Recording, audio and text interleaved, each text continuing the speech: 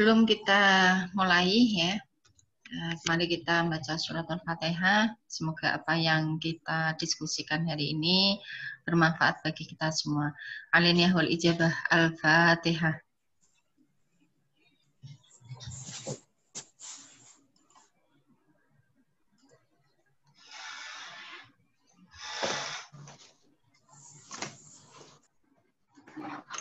Oke, pada kesempatan kali ini ya, saya akan membahas tentang karakteristik perusahaan manufaktur khususnya di pesanan, karena minggu yang lalu saya jelaskan ada 2 jenis proses pengolahan di perusahaan manufaktur, yaitu berdasarkan pesanan dan berdasarkan proses. Ya. Seperti minggu yang lalu ya, saya sudah menjelaskan analisis transaksi di perusahaan manufaktur, tetapi belum secara spesifik terkait dengan jenis proses pengolahannya ya. Makanya kemarin saya tidak ngasih tugas ya, karena ada sedikit perbedaan pencatatan antara perusahaan manufaktur yang berdasarkan proses dengan yang berdasarkan pesanan. Mungkin sebelumnya minggu yang lalu sudah saya jelaskan perbedaan pesanan dengan proses. Kalau pesanan itu proses produksinya terputus-putus, yang dalam hal ini berarti proses produksi dilakukan kalau ada pesanan. Namun kalau tidak ada pesanan, proses produksi berhenti. Makanya di sini dikatakan putus-putus ya. Berbeda dengan perusahaan manufaktur yang proses pengolahannya berdasarkan massa atau proses ya. Berdasarkan massa, dia tujuannya adalah untuk memenuhi persediaan barang jadi ya, terlepas nanti terjual berapa atau tidak ya, dia pokoknya proses produksi. Jadi pakainya adalah target. Misal satu periode targetnya harus memproduksi sekian unit. Ya. Jadi ada atau tidak itu ada yang terjual atau tidak. Jadi dia tujuannya adalah pemenuhan gudang barang jadinya. Ya. Kemudian perbedaan yang berikutnya, kalau pesanan otomatis kita perusahaan memproduksi itu sesuai dengan spesifikasi yang ditentukan oleh pemesan. Ya, mungkin besarannya atau ukurannya, kemudian bahan yang dipakai, kemudian bentuknya, ini sesuai dengan yang diinginkan oleh pemesan. Namun kalau perusahaan manufaktur yang proses pengolahannya berdasarkan massa, itu proses produksinya pakainya ukuran standar. Ya, bentuknya standar, ukuran standar ya. Jadi yang sudah ditentukan oleh perusahaan. Jadi misal kita punya perusahaan konveksi gitu ya. Jadi ukurannya ya sudah standar. Jadi perusahaan memproduksi ukuran S, M, L, XL ya. Itu sudah sesuai standar secara umum, atau memang memproduksinya dia pakai ukuran all size ya. Jadi itu yang menentukan oleh perusahaan. Jadi bentuknya sama, ukurannya juga sudah standar ya. Dan dia tujuannya untuk pemenuhan persediaan barang jadi. Itu perbedaan yang berikutnya. Contoh sekarang yang perusahaan berdasarkan pesanan, mungkin di sekitar kita banyak ya, yang furniture ya. Furniture ada yang proses, ada yang pesanan, tapi secara mayoritas di sekitar kita itu perusahaan manufaktur furniture itu berdasarkan pesanan. Jadi kalau nggak ada pesanan ya nganggur gitu ya. Tapi kalau ada pesanan dia segera mencari tenaga kerja, mencari bahan baku dan bahan-bahan yang lain sampai pesanan itu bisa dipenuhi. Berbeda dengan kalau perusahaan yang manufaktur berdasarkan proses, ini contoh juga banyak di sekitar kita sudah ada itu yang pabrik-pabrik itu ya, ada yang HWI, Kanindo, terus apa itu yang baik itu produksi sepatu, produksi sepatu, kabel, kemudian baju ya, atau ini ya. Jadi macam-macam itu contoh-contoh perusahaan yang memproduksi berdasarkan pesanan dan proses. Ya. Untuk minggu ini saya khusus membahas tentang gambaran umum perusahaan manufaktur yang berdasarkan pesanan. Ya, karena nanti sedikit berbeda, karena karakteristiknya ada sedikit perbedaan, otomatis pencatatannya nanti juga ada sedikit perbedaan. Jadi saya fokus satu-satu dulu ya. Yang pertama tentang pesanan, jadi proses produksi berdasarkan pesanan. Ya, ini sudah saya share screen, kelihatan ya. Ini saya coba perbesar. Ya mungkin sudah download materi saya ya di LMS, sudah saya kirim kemarin. Jadi silakan sampun. Oke. Silakan dibuka ya. Nah, di sini kalau kita bicara di perusahaan manufaktur, otomatis ada seperti yang saya jelaskan minggu kemarin, saya sedikit mengulas, yaitu ada pembelian dan penyimpanan bahan baku.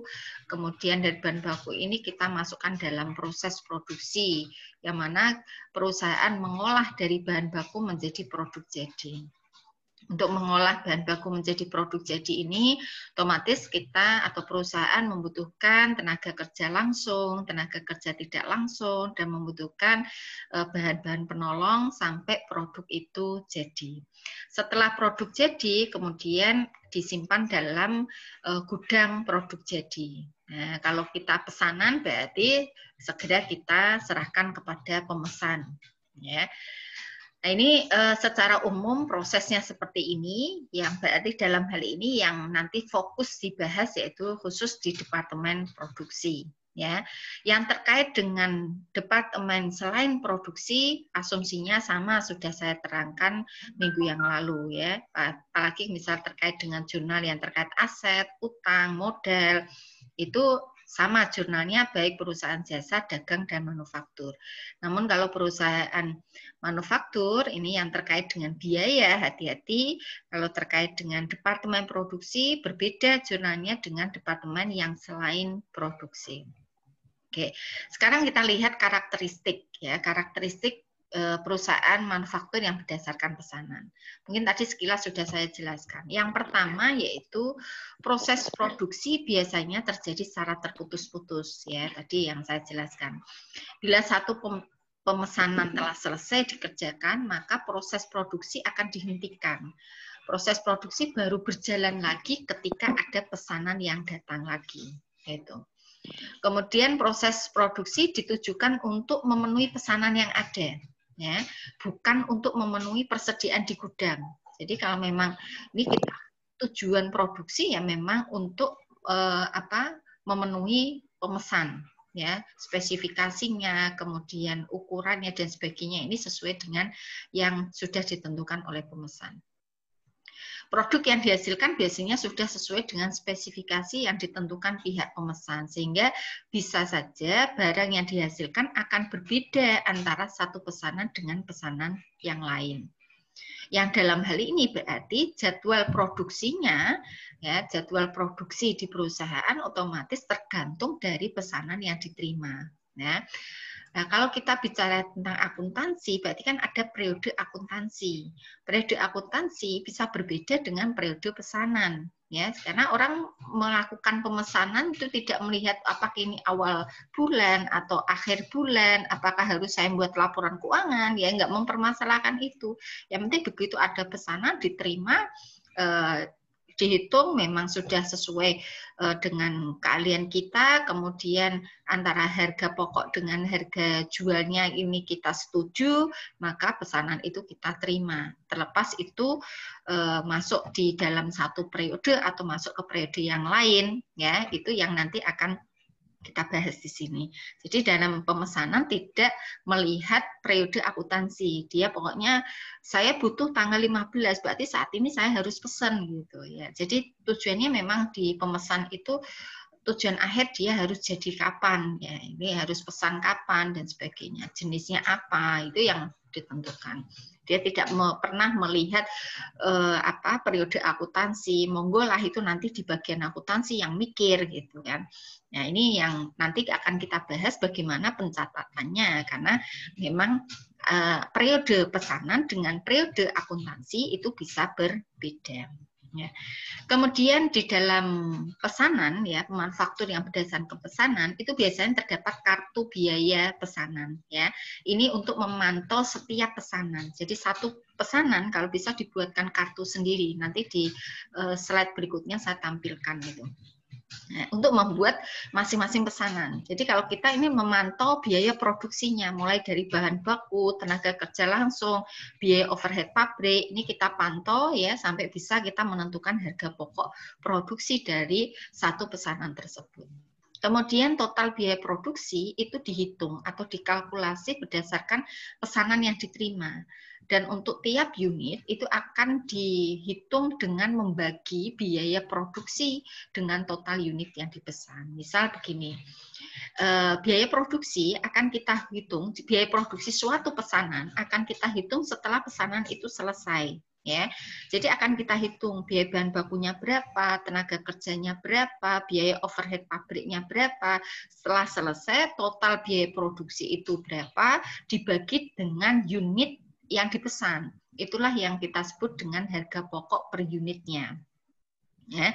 Kemudian produk yang telah siap dijual itu langsung diberikan nanti begitu selesai kita hitung, begitu sudah jadi kita serahkan kepada pemesan. Jadi spesifikasinya itu tergantung dari pesanan yang diterima. Otomatis biaya produksi antara satu pesanan dengan pesanan lain bisa berbeda. Karena apa? Spesifikasinya saja sudah berbeda, mulai dari bahan baku yang diinginkan, mungkin sama-sama kursi, yang satu ingin kayu jati, satu ingin kayu mahoni, yang satu ingin kayu duren, nah, otomatis sudah berbeda harga pokoknya. Kemudian perusahaan memproduksi berbagai macam produk sesuai dengan spesifikasi pemesan. Nah, dalam hal ini otomatis kita harus menghitung harga pokok produksinya itu secara individual. Individual dalam hal ini setiap pesanan kita hitung sendiri-sendiri. Ya, tidak kita hitung satu bulan bahan baku berapa dibagi pesanan berapa, enggak bisa. Jadi harus kita pantau ya, kita lihat per pesanan itu kalau bisa kita kendalikan dalam satu yang namanya kartu pesanan. Bahan bakunya untuk pesanan A dia minta kayu jati, berarti bahan bakunya kalau dia membuat 10 kursi saya butuh sekian meter, berarti untuk sekian meter kayu jati harganya sekian. Nah itu satu pesanan sendiri. Pesanan yang lain minta kayu mahoni kan. Ada berapa kursi yang diminta? Mungkin sama-sama 10, tetapi otomatis harganya berbeda kan, bahan bakunya antara jati dengan mahoni berbeda. Berarti dia butuh berapa meter, kemudian kayu mahoni tadi per meternya berapa. Itu untuk pesanan yang kedua. Ketiga juga harus berbeda lagi. Nah, jadi kita tidak bisa mengenerate satu bahan baku total berapa dibagi dengan total pesanan, enggak. Tetapi harus pesanan itu kita kirim, kita buat harga pokok sendiri-sendiri. Ya, tidak boleh digabung jadi satu. Kemudian biaya produksi itu dikelompokkan menjadi dua biaya atau biaya biaya produksi, yaitu biaya produksi langsung dan biaya produksi tidak langsung. Yang disebut dengan biaya produksi langsung adalah biaya bahan baku dan biaya tenaga kerja langsung. Biaya tenaga kerja langsung itu tenaga kerja yang memang membuat produk tersebut. Ya, tenaga kerja yang bekerja di departemen produksi yang membuat produk tersebut. Ya. Kalau memang ada sama-sama tenaga kerja di departemen produksi, tetapi dia tidak membuat produk, itu tidak tenaga kerja langsung. Ya, jadi yang memang tenaga kerja langsung, yang disebut tenaga kerja langsung adalah tenaga kerja yang membuat produknya. Ya. Kemudian biaya produksi tidak langsung itu kita sebut dengan biaya overhead pabrik. Jadi biaya overhead pabrik adalah biaya-biaya yang muncul di departemen produksi selain bahan baku dan tenaga kerja langsung. Ini ya. Nah, sekarang terkait dengan pesanan ya, terkait dengan perusahaan manufaktur berdasarkan pesanan, Kalau biaya produksi langsung tadi kan bahan baku sama tenaga kerja langsung. Itu dihitung, dimasukkan harga pokok produksinya berdasarkan yang sesungguhnya terjadi. Contoh tadi saya contohkan ada yang pesan kursi 10 unit dari kayu jati. Ini pesanan 1. Berarti begitu perusahaan kayu jati berapa meter untuk membuat kursi tadi, yang dipakai kayu jati untuk pesanan 1, ini yang benar-benar terjadi. Harganya berapa saat kita memakai. Ya, tidak saat kita misal Bu, kayu jati ini harganya berapa? Dia tanya pada hari itu kita beli dengan harga berapa.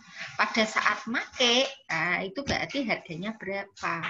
Nah, itu betul-betul yang terjadi untuk pesanan 1. Pesanan 2 juga sama. Pesanan 2 tadi menerima pesanan 10 kursi dari kayu mauni.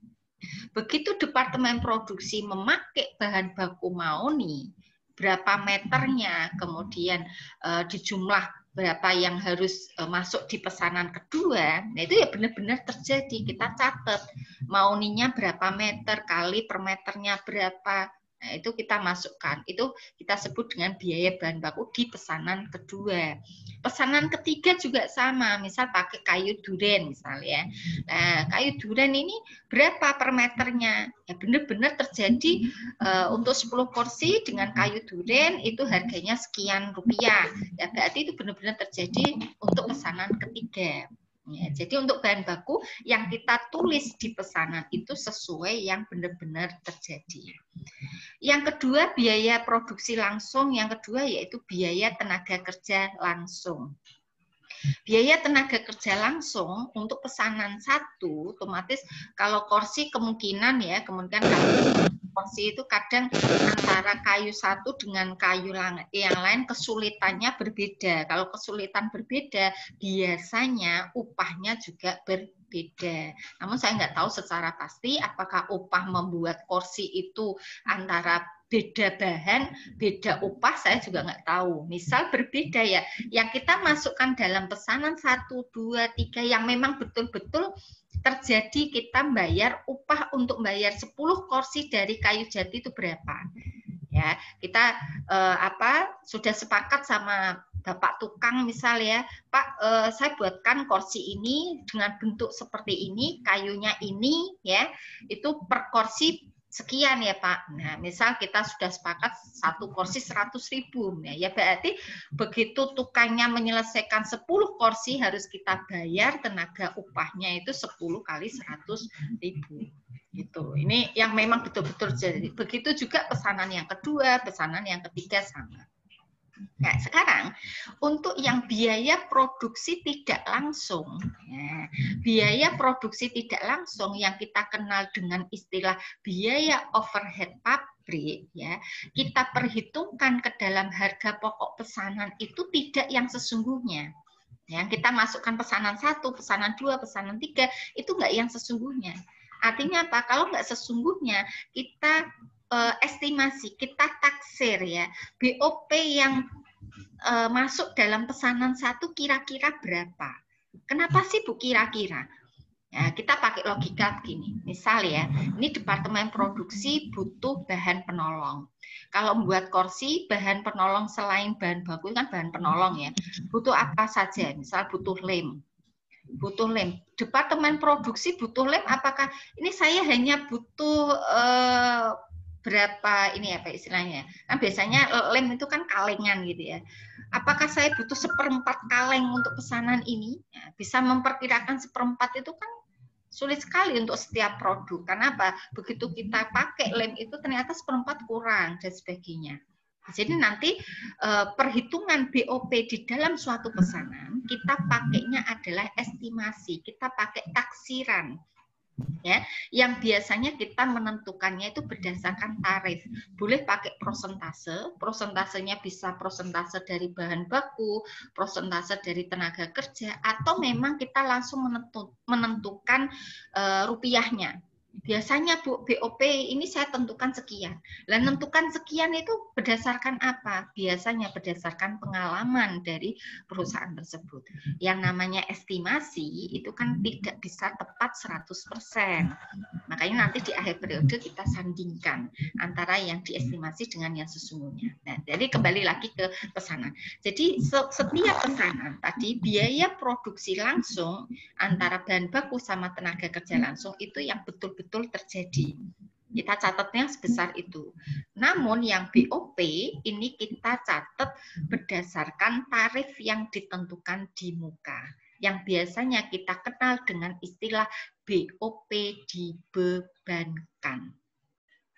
Ini ya.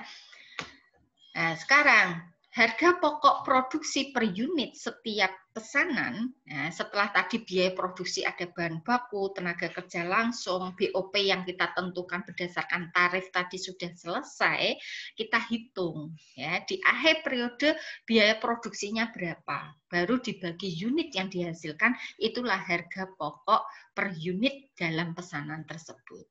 Gitu.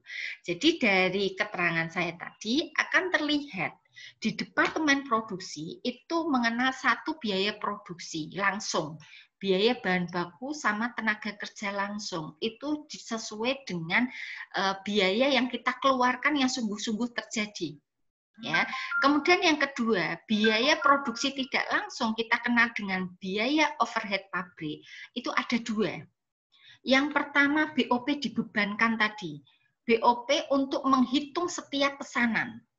Ya, setiap pesanan selesai kita taksir BOP-nya berapa. Kita estimasi, kita perkirakan BOP-nya berapa. Nah, yang kedua selain estimasi, departemen produksi memang betul-betul memakai atau membutuhkan bahan selain bahan baku. Ya, itu yang kita sebut dengan BOP sesungguhnya.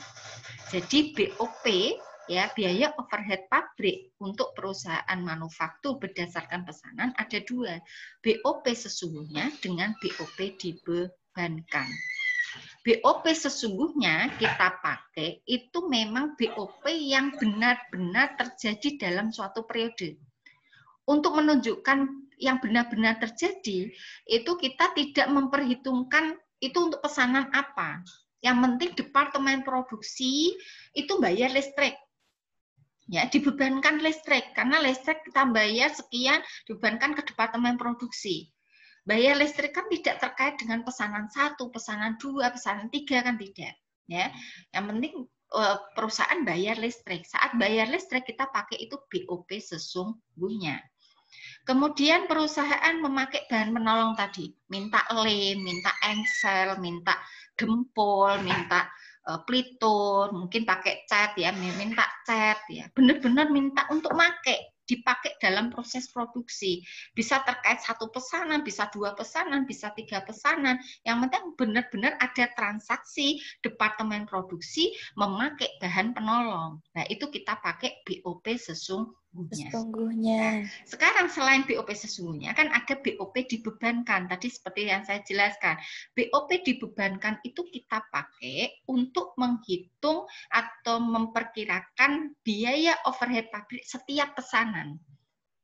Cirinya biasanya itu, cirinya kalau dalam realita atau mungkin dalam soal ya, setelah proses produksi selesai setiap pesanan itu sebelum diserahkan ke gudang barang jadi maksudnya, diserahkan ke bagian gudang barang jadi, itu dia bagian produksi harus menghitung dulu, memperkirakan BOP yang terkandung dalam pesanan tersebut berapa.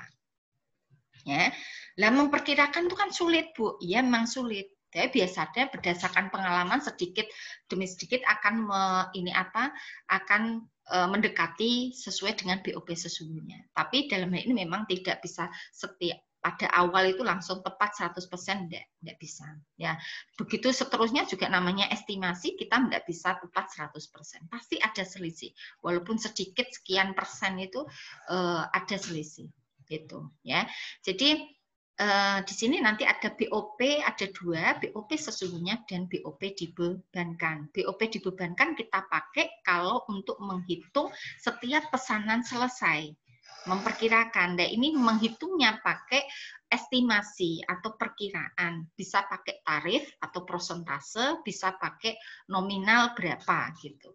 Ya, yang kedua yaitu BOP sesungguhnya. BOP sesungguhnya ini kita gunakan kalau bagian produksi memang betul-betul memakai atau membayar selain bahan baku dan tenaga kerja langsung. Yang benar-benar terjadi, itu pakai BOP sesungguhnya. Nah, ini beberapa karakteristik di perusahaan manufaktur berdasarkan pesanan. Nah, ini saya contohkan di sini ada satu bentuk kartu pesanan. Ini untuk pengendali supaya apa? Setiap pesanan akan terkontrol harga pokoknya. Ya, ini saya contohkan di sini ada nama pelanggannya siapa, jelas di sini ya. Kemudian nama produknya apa yang dipesan, jumlahnya berapa, kemudian nomor pesanannya berapa, tanggal pesan tanggal berapa, mulai dikerjakan mau tanggal berapa, harus selesai tanggal berapa. Ini harus kita tulis ya untuk kontrol kita melakukan proses produksi. Kemudian karena untuk kontrol untuk biaya produksi kita masukkan di sini ada kolom bahan baku ya. Kita memakai bahan baku tanggal berapa ya. Kemudian permintaan ini nomornya biasanya nomor pemakaian bahan baku ya. Itu berapa, jumlah rupiahnya, berapa sih bahan baku yang dipakai. Kemudian tenaga kerja saat bayar tenaga kerja langsung, ini yang dimaksud tenaga kerja langsung itu tanggal berapa ya. Mungkin pembayarannya setiap seminggu sekali. Kalau memang produk pesanan ini belum selesai ya kita tambahkan di sini kalau memang terkait dengan pesanan ini ya, pesanan yang nomor 58 misal ini. Ini saya contohkan pesanan nomor 58. Kemudian BOP dibebankan ini kalau pesanan sudah selesai, kemudian diperkirakan. Bu, kok ini ada perusahaan menentukan 2.625. Ya ini perkiraan, tidak ada dia pakai langsung 2.625. Dari mana? Ini kewenangan dari perusahaan ya. Karena berdasarkan pengalaman, oh kalau produknya seperti ini kira-kira itu habisnya sekian ya. Bisa menentukan langsung nominal 2.625 atau pakai persentase bisa. Misal Bu, biasanya Bu, kalau Kak saya memproduksi itu BOP-nya 10% dari bahan baku misal. Berarti kalau bahan bakunya 2.500.000, 10%-nya yaitu 250. Nah, biasanya ada seperti itu. Tapi ada beberapa yang langsung menyebutkan angka ya. Jadi nominal berapa rupiah gitu. Ya, jadi kalau tanya ini dari mana Bu 2.625? Ini estimasi atau taksiran dari perusahaan. Ya, yang dalam hal ini bisa salah, bisa benar. Nanti di akhir periode baru bisa kita menentukan antara yang BOP dibebankan dengan BOP sesungguhnya. Ya, tapi itu kita skip nanti di akhir saya terangkan. Ya, kemudian setelah ini ya, setelah pesanan selesai, maka kita coba dihitung ya, di bawah itu ada perhitungan harga pokok serta laba kotor. Harga jualnya berapa yang disepakati ya, logikanya harga jualnya harus di atas harga pokok ya. Biaya produksi atau harga pokok produksinya berapa? Bahan bakunya tadi habis kalau sudah selesai ini jumlah ya. Bahan bakunya 2.500.000, tenaga kerja langsungnya 3.500.000, BOP dibebankan 2.625.000. Ternyata kita hitung harga pokok produksi atau biaya produksi untuk pesanan nomor 58 ini sejumlah 8.625.000. Hingga kalau kita kurangkan dengan penjualannya, jadi penjualan disepakati 12 juta, maka laba kotor perusahaan yang diterima adalah 3.375.000. Ya, jadi setiap pesanan kalau bisa dibuatkan satu kartu pengendali sendiri. Jadi akan terlihat nanti. Ya, dari sisi penyelesaian juga akan terkontrol, dari sisi biaya akan terkontrol ya. Jadi kalau bisa setiap pesanan dibuatkan satu kartu sendiri-sendiri gitu ya. Ini mungkin tentang apa karakteristik di perusahaan manufaktur berdasarkan pesanan, sehingga kalau di sini ya ada biaya bahan baku langsung atau direct material, ini sesuai dengan yang sesungguhnya terjadi, ada direct labor atau tenaga kerja langsung yang nanti sesungguhnya terjadi, kemudian ada factory overhead atau biaya overhead pabrik, yang di sini ada yang sesungguhnya, ada yang dibebankan tiap pesanan berbeda-beda. Pesanan 1 BOP dibebankannya berapa, pesanan 2 BOP dibebankannya berapa, diestimasi, ditaksir 1/1. Ya.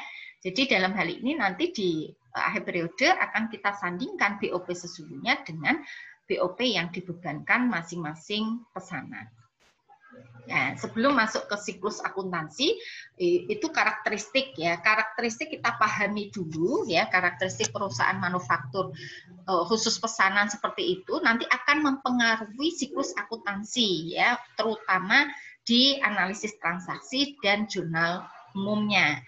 Ya, untuk langkah berikutnya sih sebetulnya antara jasa, dagang, manufaktur sama caranya ya. Yang paling menyolok di sini harus dari transaksi transaksi perusahaan harus kita lihat dulu sehingga akan menentukan bagaimana jurnalnya. Nah, ini yang karakteristik mungkin sebelum masuk ke siklus akuntansi. Ada yang bertanya, monggo. Ada yang kurang jelas, silakan. Belum. Oke, mau tanya? Lanjut. Oh, lanjut ya. Lanjut ya, Mi? Lanjutkan saja. Oke, berarti nggak ada pertanyaan ya. Kalau nggak ada pertanyaan, saya lanjutkan. Sekarang kalau sudah mengetahui karakteristik ya perusahaan manufaktur berdasarkan pesanan itu seperti itu, ini akan mempengaruhi ke siklus akuntansi, terutama nanti di analisis transaksi dan melakukan jurnal. Ya. Untuk siklus akuntansi, sebetulnya siklus akuntansi itu perusahaan jasa, dagang, manufaktur sama. Jadi mungkin saudara sudah dijelaskan oleh Bu Ella, kemudian Bu yang dagang Bu Isfa ya. Nah, yang dagang Bu Isfa sudah dijelaskan siklus akuntansinya seperti ini. Mungkin ada loh Bu, manufaktur kok itu lagi. Untuk siklus akuntansi itu tidak ada perbedaan ya. Jadi sama. Awal periode pasti ada transaksi ya. Transaksi yang di sini disebut ada transaksi keuangan ya.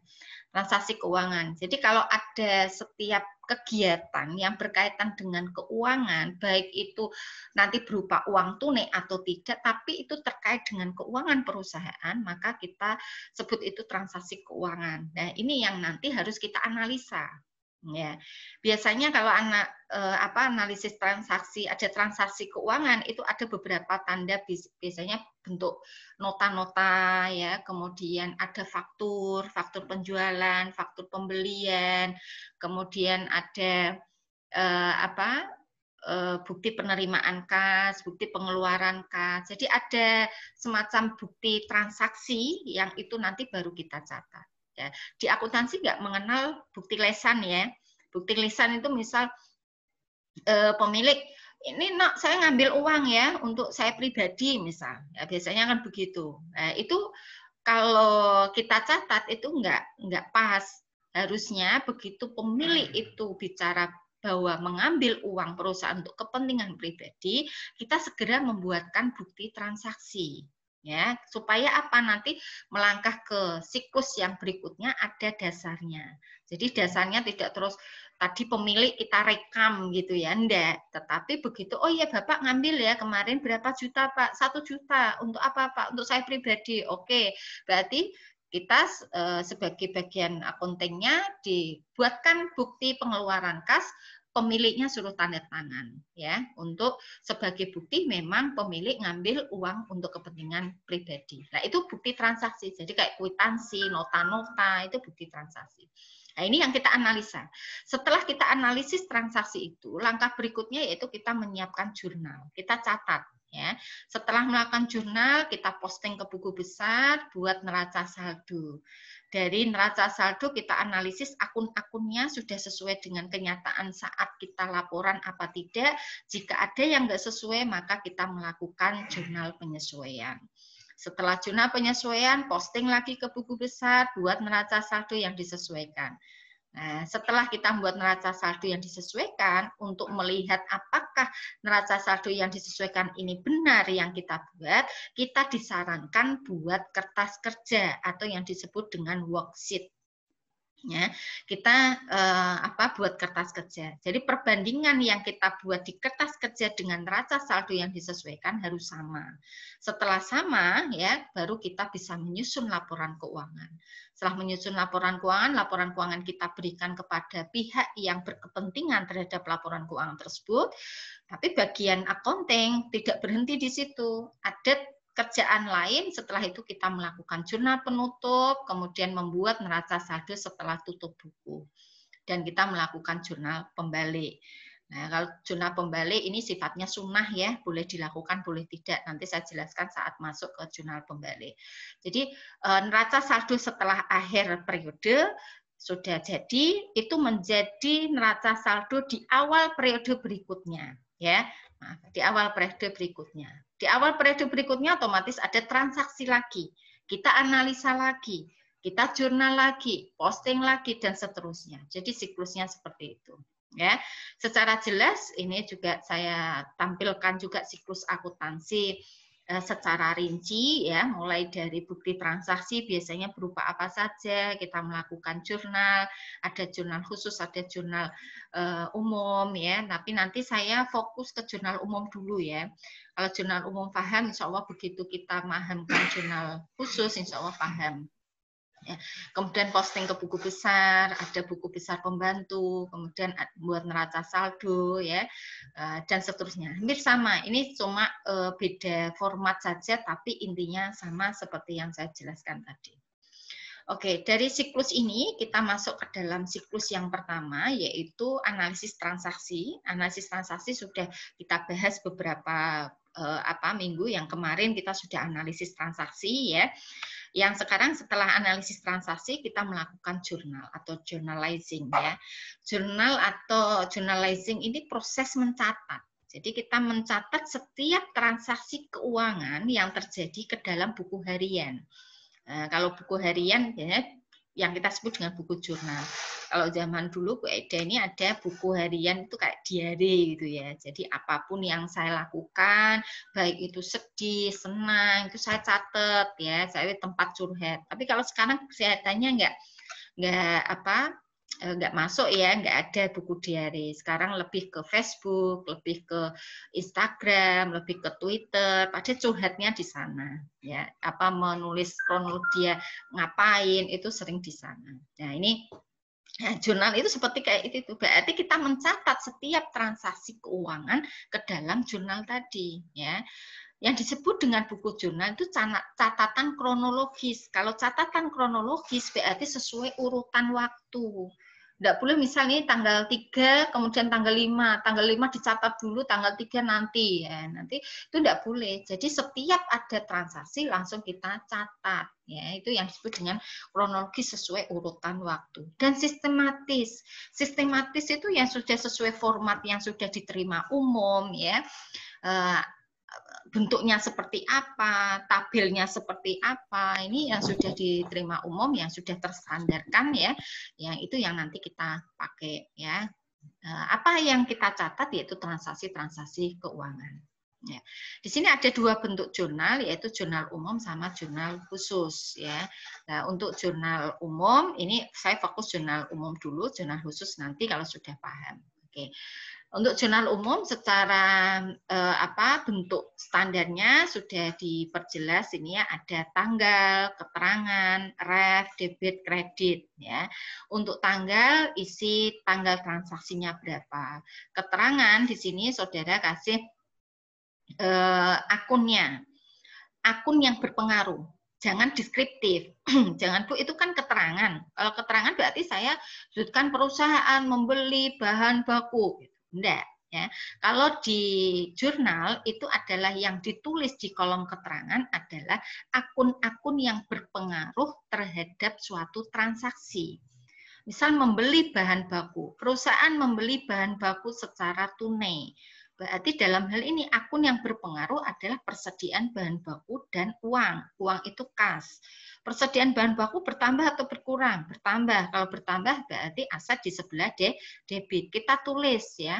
Persediaan bahan baku ditulis di debit. Jadi penulisan debit dengan kredit tolong dibedakan ya. Debit kita tulis menjorok sebelah kiri, kemudian angkanya kita taruh di kolom debit. Ya, untuk kolom ref kita kosongi dulu. Nanti saya terangkan siklus berikutnya. Jadi ini sementara kosong. Kemudian kreditnya kas ya, akun yang ditaruh di kredit apa? Yaitu kas misal. Berarti kas ini kita taruh kredit. Kas taruh kredit berarti kita menulis di akun kredit ini tolong agak menjorok ke kanan. Ya, agak menjorok ke kanan, ini ada akun kas. Ya. Kita taruh angkanya di sebelah kredit. Gitu ya.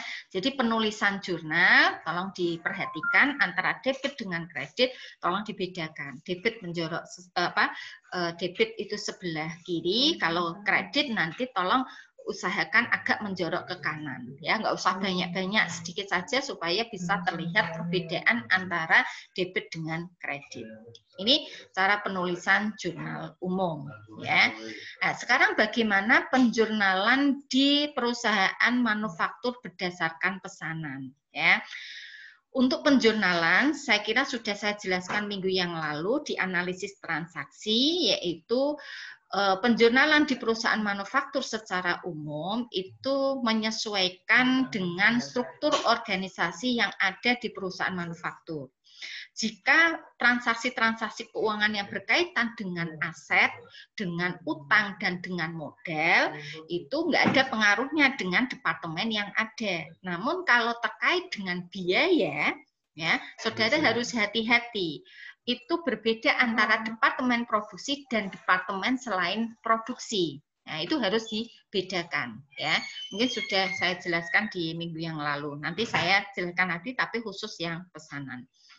Oke, untuk struktur organisasi perusahaan manufaktur secara umum itu minimal itu ada 3, yaitu departemen produksi, departemen pemasaran, departemen administrasi umum.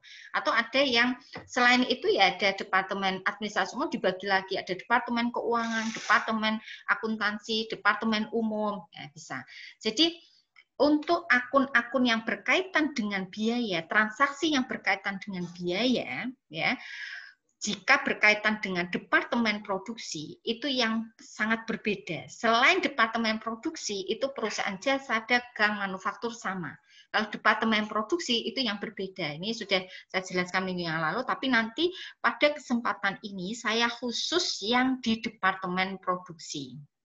Ya, di departemen produksi. Oke, sekarang yang di departemen selain produksi tadi misal membayar iklan ya kita tulis langsung biaya iklan ya, atau biaya karena iklan ini tanggung jawab pemasaran Bu, berarti saya tulis biaya pemasaran boleh ya, kreditnya kas atau utang ya, kalau langsung dibayar kas, berarti kalau belum dibayar karena memang pihak lain sudah memberikan jasa ke perusahaan harus kita akui itu sebagai biaya.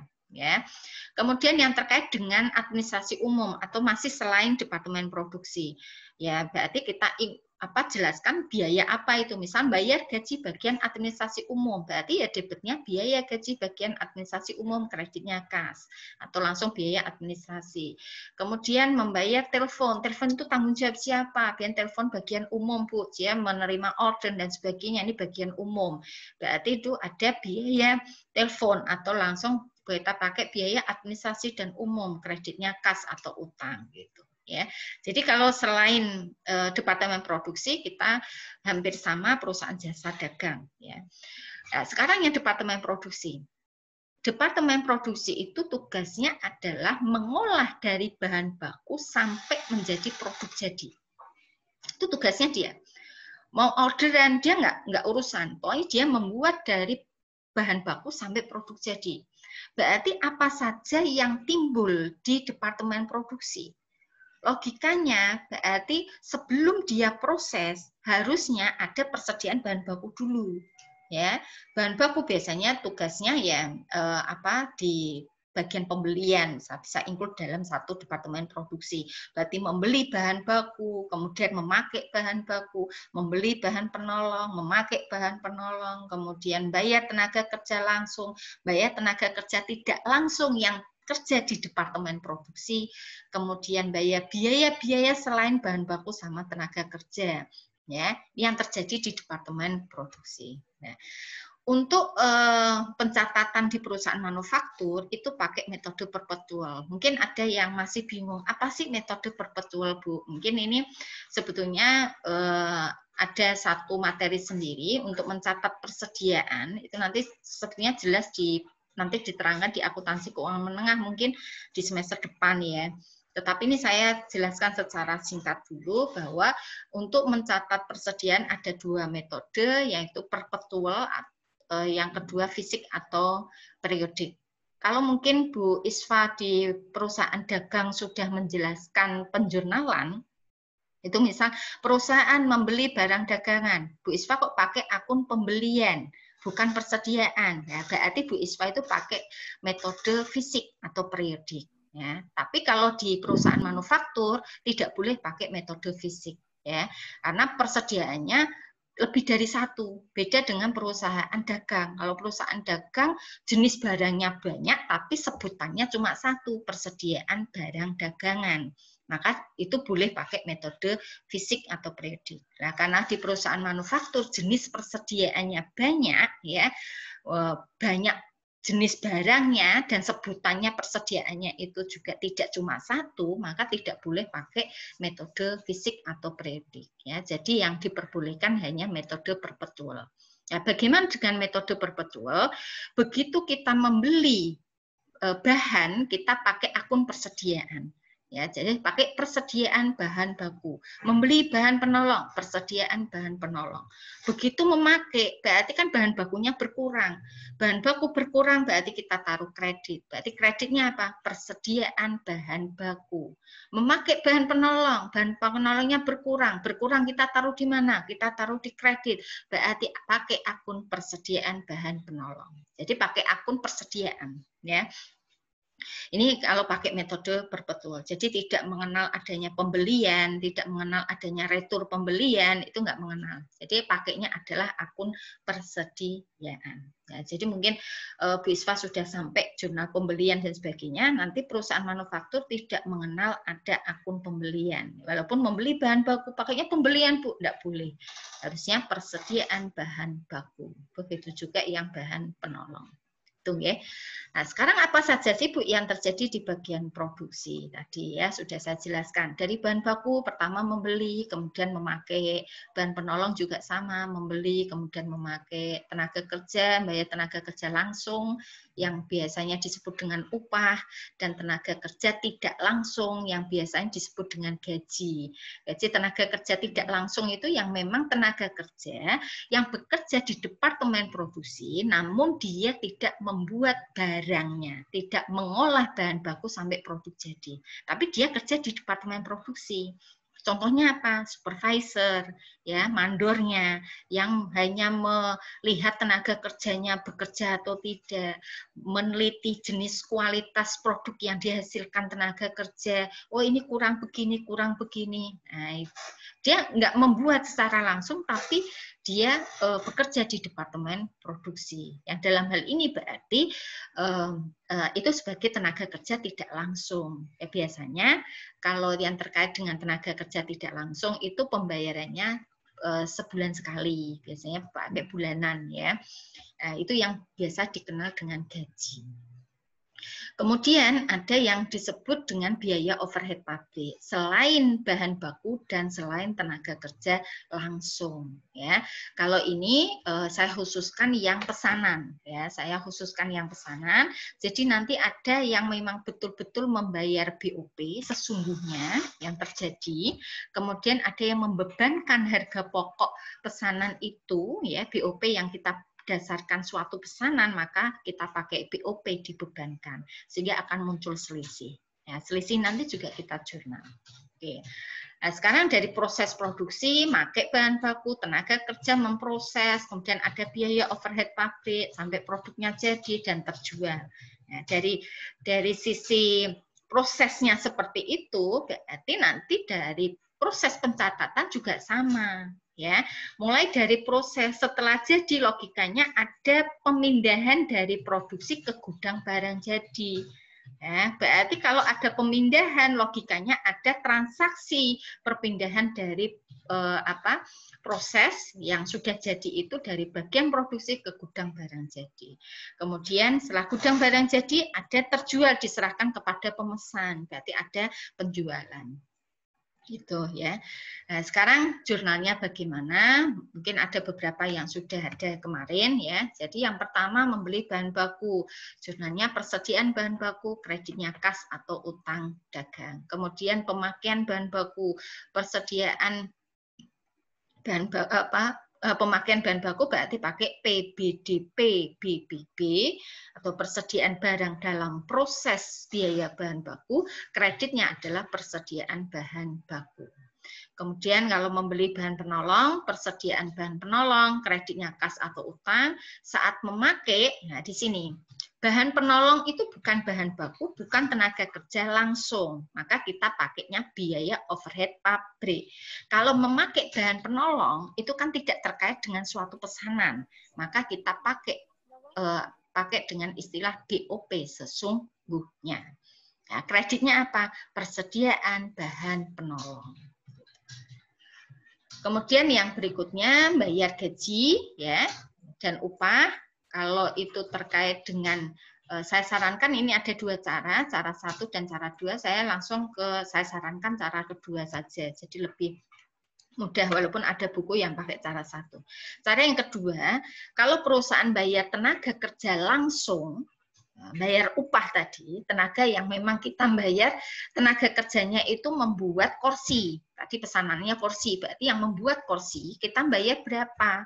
Saat membayar, kita buat jurnal PBDP BTKL atau persediaan barang dalam proses biaya tenaga kerja langsung, kreditnya adalah kas. Kalau langsung kita bayar.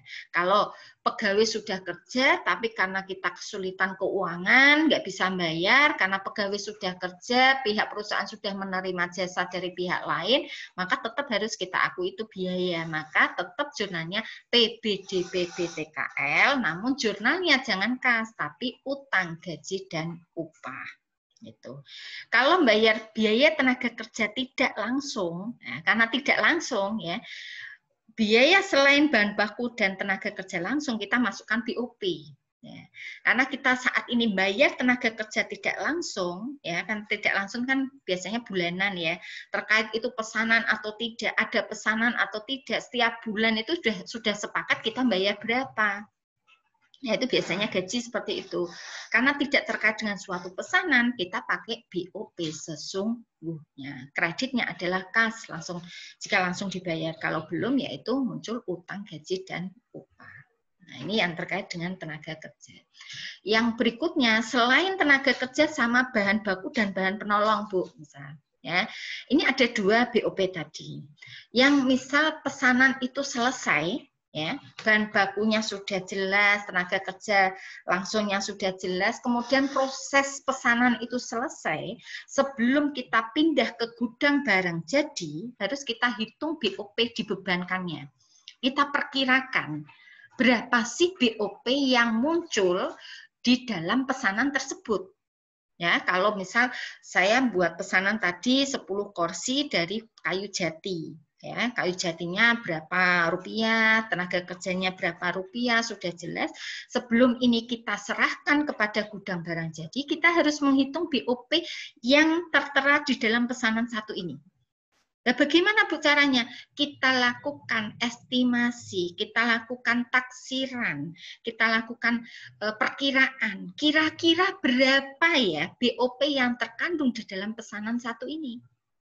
Namanya perkiraan itu tidak bisa tepat 100%. Ya, terus bagaimana Bu cara memperkirakan? Monggo, tergantung pengalaman dari perusahaan. Ya, tergantung kebijakan perusahaan. Boleh pakai prosentase, boleh pakai langsung angka. Ya, kan sulit Bu, sulit karena memang kita belum pernah berkecimpung di dalam produk tersebut. Tapi kalau sudah sering ya biasanya tuh tanpa ini pemilik atau mungkin yang sering berkecimpung atau para bapak-bapak tukang itu sudah bisa melihat, Pak, misal dari 10 kursi ini, selain bahan baku sama tenaga kerja yang jenengan terima, itu berapa biaya yang terkandung di dalam satu pesanan ini, Pak? Biasanya langsung nyebut, oh kira-kira sekian. Namanya kira-kira itu kan bisa. Nah, tapi untuk nanti di dalam soal, biasanya saya pakai prosentase ya. Dan prosentase ini bisa tepat, bisa tidak. Tapi minimal kita bisa memperkirakan tadi. Nah, saat kita memperkirakan, kita pakai jurnal PBDP BOP, jadi persediaan barang dalam proses biaya overhead pabrik, kreditnya adalah BOP dibebankan. Ya, sebesar berapa? Sebesar taksiran kita, estimasi, perkiraan kita tadi. Ya. Kemudian selain itu, misal kita tetap bayar listrik tadi yang saya jelaskan. Bayar listrik dibebankan ke departemen produksi, Bu. Ya, berarti kan benar-benar sesungguhnya terjadi bayar listrik, apakah ada pesanan atau tidak, berarti bagian produksi tetap bayar listrik kan, walaupun jumlahnya kadang berbeda. Punya pesanan dengan tidak ada pesanan, otomatis jumlahnya berbeda, tetapi kan tetap bayar listrik. Saat membayar listrik, karena tidak terkait dengan suatu pesanan, maka kita pakai jurnal BOP sesungguhnya. Jadi saya contohkan di sini BOP sesungguhnya. Kreditnya apa, Kas? Kalau di sini ada, Bu, ada contoh depresiasi, penyusutan apa itu, Bu? Mungkin yang belum mengenal kita skip aja dulu. Nanti saya jelaskan saat di jurnal penyesuaian. Ya. Kemudian contoh di sini ada sewa gedung. Nah, misal perusahaan menyewa gedung. Gedung itu yang nempati siapa? Kalau manufaktur harus jelas begitu. Yang nempati produksi, Ibu. Kalau produksi berarti nanti pengaruhnya terhadap harga pokok. Kalau terhadap harga pokok berarti biaya sewa, masuk biaya sewa. Sewa itu tidak bahan baku, tidak tenaga kerja langsung. Berarti kita pakai akun BOP sesungguhnya. Kreditnya adalah kas atau utang sewa kalau belum dibayar. Ya, begitu juga dengan biaya-biaya selain bahan baku dan tenaga kerja langsung yang memang betul-betul terjadi di departemen produksi, maka saudara pakai akun BOP sesungguhnya. Itu ya. Kemudian yang berikutnya ya, setelah selesai semua di akhir periode akuntansi ini, akhir bulan atau akhir tahun ya, antara BOP sesungguhnya dengan BOP dibebankan tadi, kita sandingkan. Nah, kita sandingkan. BOP dibebankan tadi itu kan bisa juga salah ya kita memperkirakan ya. Kalau memang BOP dibebankan ini terlalu besar daripada BOP yang sesungguhnya benar-benar dikeluarkan oleh perusahaan pada periode tersebut, maka kita sandingkan. Cara menyandingkannya itu kita buat jurnal kebalikannya. Misal kita tutup BOP dibebankan ini kan kita tulis di sebelah kredit.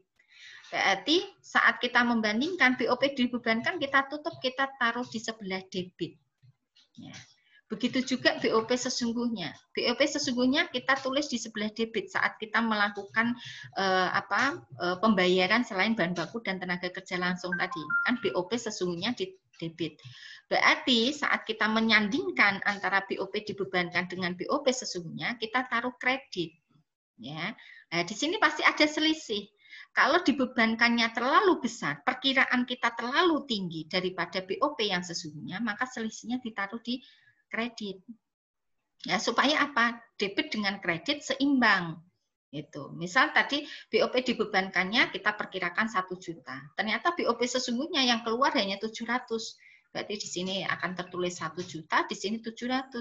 Otomatis selisihnya ditaruh di kredit sebesar 300. Begitu sebaliknya. Jika BOP dibebankannya terlalu kecil, taksiran kita terlalu kecil, maka selisihnya pasti ada di debit. Ya. Nah, selisih ini kita tutup ke harga pokok.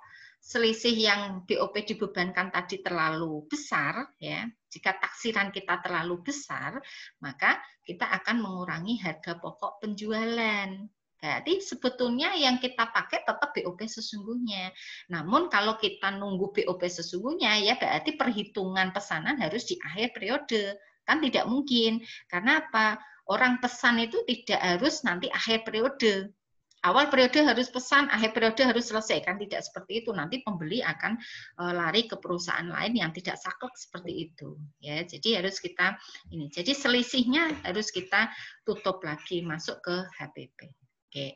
Kemudian setelah selesai, berarti kan dari proses itu sudah jadi. Kalau sudah jadi, berarti dari proses produksi kita serahkan ke gudang barang jadi. Nah, saat penyerahan gudang barang jadi, kita membuat jurnal persediaan produk atau barang jadi, kreditnya adalah PBDP, biaya bahan baku, tadi habis berapa? Karena ini pesanan, kalau bisa dikasih kode pesanan apa, gitu ya. Kemudian PBDP BTKL yang terkait dengan pesanan tadi berapa? PBDP BOP di sini berarti yang dibebankan itu berapa? Ya, ketemu persediaan barang jadi. Kalau sudah, otomatis diserahkan kepada pemesan. Saat diserahkan kepada pemesan ada 2 jurnal. Yang jurnal pertama adanya keluarnya produk jadi, yaitu HPP, kreditnya persediaan produk jadi, dan yang terakhir mencatat adanya penjualan, yaitu penjualan tunai. Kalau tunai debitnya kas, kreditnya penjualan. Kalau kredit debitnya piutang, kreditnya penjualan. Ya, itu kemudian secara diagram mungkin bisa saya jelaskan di sini, tapi kalau dari diagram ini sebetulnya ringkasan dari apa yang saya jelaskan. Kalau saudara malah bingung ini ya nggak usah diperhatikan, ya. Nah, sekarang untuk memperjelas kita coba soal, ya. Ada contoh soal di sini, ya. Mungkin dari apa yang saya jelaskan tadi bisa kita buat jurnal karena ini topiknya adalah jurnal umum, ya. Oke, sebelum masuk ke soal mungkin ada pertanyaan, silahkan. Siapa tahu ada yang kurang jelas. Halo, kok menghilang semua? Ibu. Iya. Ada pertanyaan, monggo. Belum ada. Tidak ada? Lu? Tidak ada pertanyaan? Tidak ada yang tanya? Saya Belum ada. Ya, silakan. Idenya Mas siapa ini? Ilham. Ilham, ya. Gimana, Ham? Idenya BOP dibebankan dan BOP apa tadi lupa saya. BOP dibebankan sama BOP sesungguhnya. Iya, Bu. Oke, perbedaannya kalau BOP sesungguhnya itu memang departemen produksi membayar atau memakai selain bahan baku sama tenaga kerja langsung. Benar-benar memakai, benar-benar membayar. Tidak terkait suatu pesanan. Itu pakainya BOP sesungguhnya. Tapi kalau BOP dibebankan, biasanya pesanan selesai, ya, cirinya nanti di dalam soal atau realita, pesanan selesai, sebelum kita serahkan ke gudang barang jadi, ini harus kita hitung, kita kira-kira BOP yang terkait dengan pesanan tersebut berapa. Nah, perkiraan ini kita pakai BOP dibebankan. Jadi BOP dibebankan itu penghitungnya adalah berdasarkan estimasi atau perkiraan, tidak yang sesungguhnya. Itu. Ya, cirinya adalah produk pesanan itu selesai, baru mau kita hitung harga pokok, itu harus kita perkirakan BOP-nya. Itu pakai BOP dibebankan. Karena memang antara pesanan dengan periode akuntansi itu berbeda. Nah, makanya tadi di akhir periode tetap kita sandingkan antara BOP dibebankan dengan BOP sesungguhnya. Walaupun yang dipakai tetap BOP sesungguhnya. Tapi namanya pesanan kan tidak terus, Bu ini belum akhir periode, nanti saya hitung akhir periode ya. Nah, pesanan akan lari. Saya nggak mau saklek seperti itu. Saya mau ini saya pesan sekian, deal harganya sekian, ya sudah mau jenengan untung atau rugi, ngitungnya bagaimana, udah itu pihak perusahaan gitu ya. Jadi kan ada perbedaan itu. BOP sesungguhnya itu memang departemen produksi benar-benar membayar atau memakai selain bahan baku sama tenaga kerja langsung. Itu BOP sesungguhnya. Yang BOP dibebankan itu terkait dengan suatu pesanan. Ya, pesanan selesai, kita menghitung harga pokok yang melekat di pesanan tersebut. Nah, itu kita pakai, kan kita nggak bisa memperkirakan secara tepat ya. Contoh misal tadi, buat kursi, Bu ini paku yang saya pakai berapa ya? Apa saya harus ngitung paku yang saya pakai 1, 2, 3, satu kursi ada berapa paku gitu? Ya, waktu kita habis untuk menghitung harga pokok kalau gitu ya. Jadi kita pakainya perkiraan. Ya, perkiraan tadi berdasarkan pengalaman. Mungkin saat ini salah, melesatnya kok jauh sekali, tapi nanti lama-lama akan sesuai dengan yang terjadi. Artinya berdasarkan pengalaman biasa, memperkirakan itu berdasarkan pengalaman. Gitu ya, Mas Ilham ya. Iya, Bu. Ada yang masih bingung, monggo. Nanti di soal akan jelas mana yang BOP sesungguhnya, mana yang BOP dibebankan. Cirinya tadi, kalau selesai biasanya menghitung BOP yang berdasarkan taksiran, estimasi, oh itu pasti BOP dibebankan. Tapi misal membayar sewa itu bukan bahan baku, bukan tenaga kerja langsung, oh berarti itu BOP sesungguhnya. Pakai bahan penolong, oh bahan penolong kan pakai bisa terkait satu pesanan, bisa pesanan yang lain. Jadi tidak tergantung dari suatu pesanan, maka pakai bahan penolong itu pakai BOP sesungguhnya. Oke, ada lagi yang tanya, monggo. Mau tanya. Kalau tidak ada, kita latihan. Ya, kita latihan sebelum masuk ke tugas ya. Tugasnya semakin kompleks itu ya. Ini yang sederhana dulu aja ya. Yang penting saudara buat jurnal ya.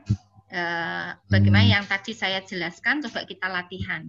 Di sini ada perusahaan mebel ya. Kalau mebel kan saya yakin sekitar jenengan banyak ya. Jadi membayangkannya agak lebih enak gitu.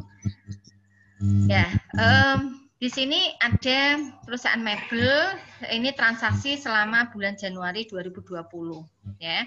Tanggal 3 Januari ada transaksi keuangan yang berkaitan perusahaan menerima pelunasan piutang dari Tuan Ahmad. Nah, kalau menerima pelunasan piutang itu baik jasa, dagang, manufaktur, jurnalnya sama karena terkait dengan aset. Piutang itu kan aset ya, nggak ada bedanya. Yuk, siapa yang mau jawab?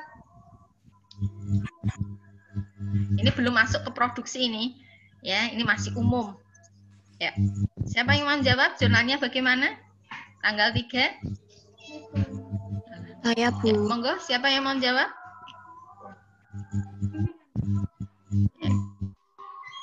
Halo? Halo. Ya, siapa yang mau jawab? Saya. Iya, siapa Mbak? Venadela, Bu. Saya kok nggak kelihatan ya. Mbak siapa? Halo, Venadela. Mbak Lovena? Nggih. Oh ya, Mbak Lovena, coba. Jawabannya gimana, Nak? Perusahaan menerima pelunasan piutang dagang dari Tuan Ahmad untuk pembayaran pesanan nomor A5 sesuai dengan faktur sebesar 7.500.000. Berarti kasnya bertambah di sebelah debit 7.500.000, piutangnya berkurang di sebelah kredit sebesar 7.500.000. Iya, betul sekali ya. Jadi jurnalnya debitnya adalah kas ya. Kas bertambah ditulis di sebelah debit sebesar 7.500.000 karena pelunasan piutangnya berkurang. Piutang berkurang kita tulis di sebelah kredit sebesar 7.500.000. Jadi jurnalnya debitnya kas, kreditnya piutang dagang sebesar 7.500.000. Betul sekali Mbak Lovena. Oke, lanjut berikutnya.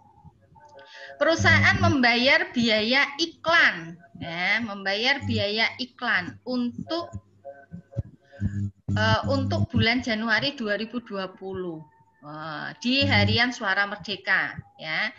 Nah, sekarang iklan itu tanggung jawab departemen apa? Pemasaran.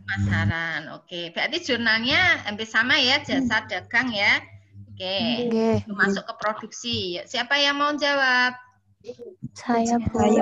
Siapa? Mbak Layinatus? Oke, ya. Mbak ya Layinatus.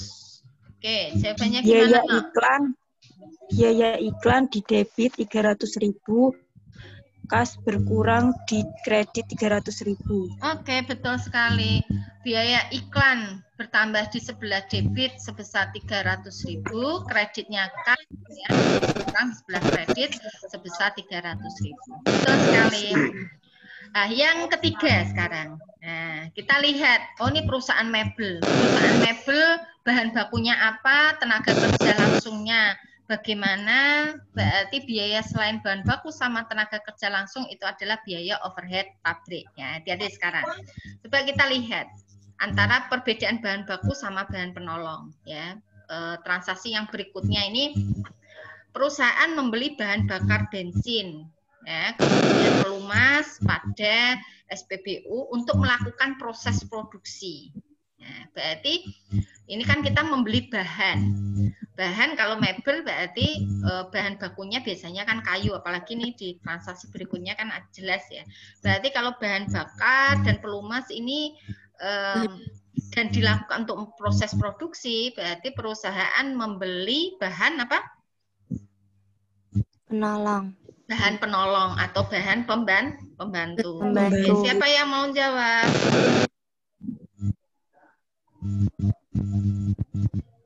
Saya Bu. Siapa? Halo. Muhammad Aulia Rahman Bu. Muhammad Aulia. Iya Bu. Iya. Agak keras Mas. Jurnalnya gimana? Jurnalnya itu biaya penolong.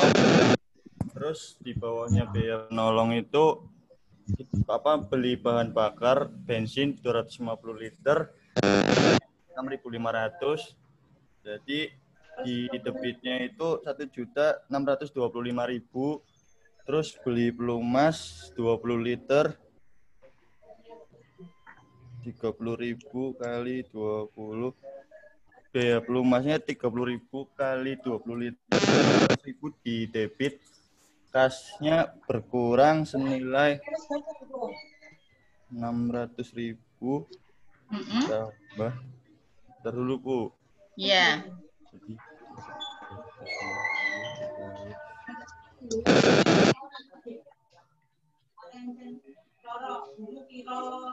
Jadi kasnya berkurang senilai 2.225.000 Bu. Oke. Berarti jurnalnya gimana tadi? Debitnya apa? Debitnya itu biaya penolong, terus di bawahnya beli bahan bakar bensin dikali. Jurnal itu enggak boleh pakai membeli Mas, ya. Pakainya akun. Oh akun ya. Iya, akun yang tepat apa berarti? Akun yang tepat. Pakainya apa? Persediaan, karena ini bukan bahan baku berarti persediaan bahan penolong atau bahan pembantu. Ya. Baik bensin maupun pelumas jadi satu, ya tidak persediaan bahan penolong bensin, bahan persediaan enggak. Itu nanti secara rinci akan dimasukkan dalam buku besar pembantu. Satu persediaan kita kendalikan dalam satu kartu persediaan, ya. Tapi dalam jurnal kita pakai akun satu saja, yaitu persediaan bahan pembantu atau persediaan bahan penolong. Sebesar berapa? 2 juta? 2.225.000. Iya, 2.225.000. Kreditnya adalah kas. Nah, jadi jurnalnya jelas ya, debitnya persediaan bahan penolong 2.225.000, kreditnya kas 2.225.000. Itu ya Mas. Iya Bu. Lanjut, sekarang tanggal 4. Coba saudara pahami tanggal 4. Perusahaan menerima pesanan dari Tuan Virus berupa 1 set tempat tidur yang terbuat dari kayu jati dengan harga jual 16 juta. Jenis penjualan tunai, pesanan nomor A10. Dari transaksi ini, tulisan seperti ini, itu ada transaksi keuangan enggak? Fokus guys. Atau ini belum ya? Belum ada. Jadi baru dapat pesanan. Dan pemesan tidak ngasih uang muka. Ya, karena di sini nggak ada jelas ngasih uang muka. Berarti tanggal 4 ini karena tidak ada transaksi, maka tanggal 4 tidak perlu dilakukan. Tidak dibuat jurnal. Tapi saya sarankan begitu dapat pesanan, buat kartu pesanan tadi. Nah, ambil kartu pesanan yang kosong, ditulis pesanan A10, ditulis nama pemesannya siapa, jenis yang dipesan apa, jumlahnya berapa, mau selesai kapan, harus ditanya lebih rinci supaya nanti kita bisa memberikan produk itu sesuai dengan yang diinginkan oleh pemesan. Berarti tanggal 4 tidak perlu dilakukan jurnal, namun perlu dimasukkan dalam kartu pesanan. Berarti harus bikin kartu harga pokok pesanan, Bu. Betul ya, masuk ke kartu harga pokok pesanan. Terus kayak tadi ya, berarti belum ada bahan baku, belum mulai nih, baru nulis judulnya, nama pemesannya siapa, harga jualnya nanti berapa, sudah sepakat kan harga jualnya 16 juta gitu ya.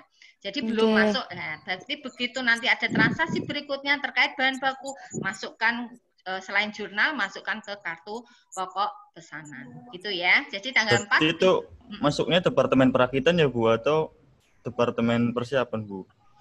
Di sini tidak membedakan perakitan maupun persiapan, Mas. Ini dia departemen, hanya satu departemen produksi. Nah, itu nanti di soal yang lain, nanti biar temannya nggak bingung lagi ya.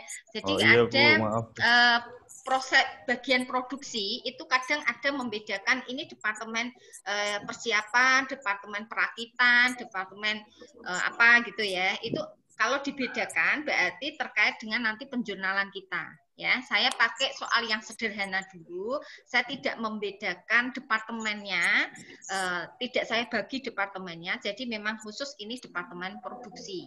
Ini kalau nanti sudah paham, saya pecah ke dalam beberapa departemen. Jadi departemen produksi dipecah lagi, itu bisa.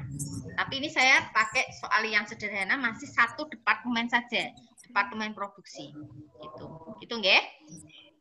Oke, lanjut soal berikutnya. Nah, monggo. Tanggal 5. Perusahaan membayar utang. Nah, kalau kaitannya bayar utang, ini nggak beli loh ya, bayar utang dari pembelian sebelumnya. Bayar utang itu perusahaan jasa, dagang, manufaktur, jurnalnya sama. Yuk, mudah sekali. Siapa yang mau jawab? Saya, Bu. Oh ya, Mbak Ritra ya. Oke. Gimana Mbak Ritra?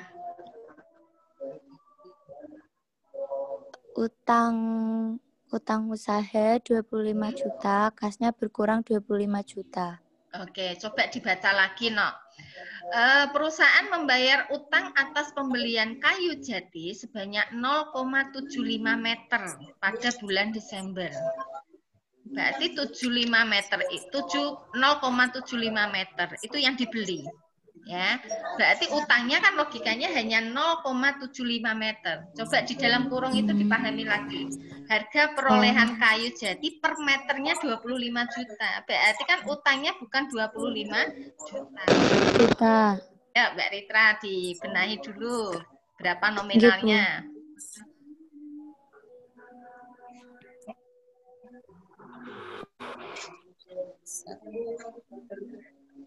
Oke, nominalnya 18.750. Oke, 18.750. Jadi jurnalnya debitnya adalah utang dagang. Kalau perusahaan dagang manufaktur itu pakai istilah utang dagang, no. Kalau perusahaan jasa pakainya utang usaha. Biasanya begitu. Kan?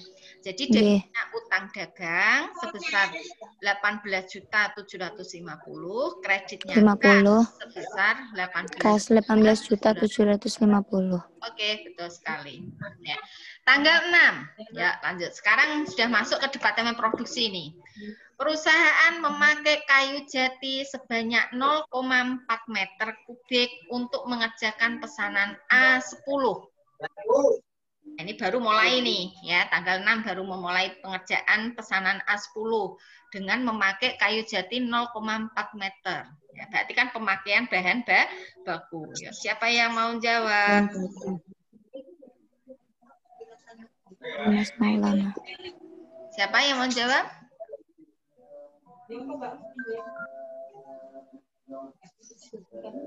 Halo?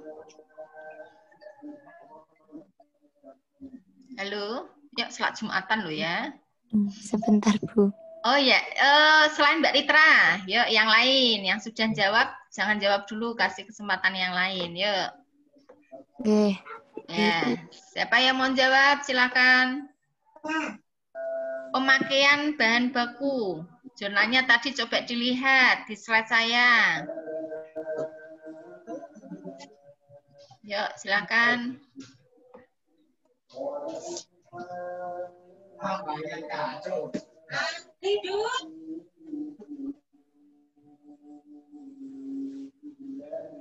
Ya, siapa yang menjawab?